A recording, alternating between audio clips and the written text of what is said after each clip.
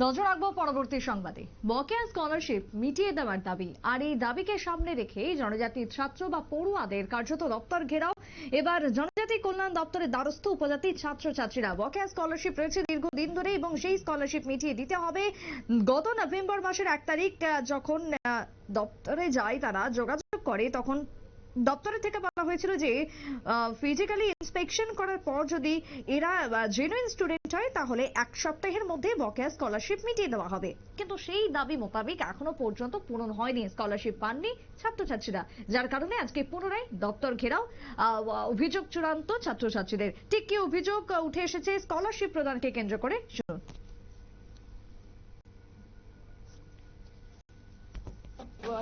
আমরা স্কলারশিপ পাইছি না। আমরা তো ওখানে ডিসেম্বরের ফার্স্ট উইকে আমরা পরীক্ষা হইব, আবার সেকেন্ড সেমিস্টারে।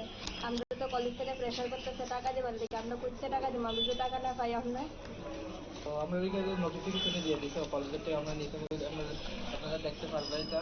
এটা আমরা এখন তো পর্যন্ত টাকা পাইছি না। হ্যাঁ আমরা কইছি যে director sir joint director sir যে গতবারে আমরা আইছিলাম, এবারে কইছিলাম যে কলেজ জেনুইন ঠিক হইলে আমরা ফিজিক্যাল ভেরিফিকেশন করিয়া আমরা সবটা মানে চেক করি। আমরা যদি জেনুইন হও স্টুডেন্ট তাহলে আমরা তোমার 1 সপ্তাহের ভিতরে টাকা ঢুকামো। তারপরে হ্যাঁ আমরা কলেজে গেছিলাম 1 তারিখ নভেম্বরে। ওইখান থেকে অফিস থেকে ভেরিফিকেশনে লেগে গেছিলাম অপু দেবনাথ আর আসলো কেশব কর। এখন পর্যন্ত 1 তারিখ গেছিলাম, এখন আজকে কত তারিখ? 18 তারিখ।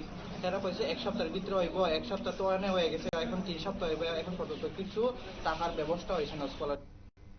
দর্শনের ছাত্রদের অভিযোগ, কার্যত পক্ষে আজকে প্রায় 2 সপ্তাহ হয়ে গেছে তাদের আশ্বাস দেওয়ার পর, কিন্তু এখনো পর্যন্ত পূরণ হয়নি প্রতিশ্রুতি, এবং তাকে কেন্দ্র করে আরো একবার অভিযোগ উঠে এসেছে জনজাতি ছাত্রদের পক্ষ থেকে।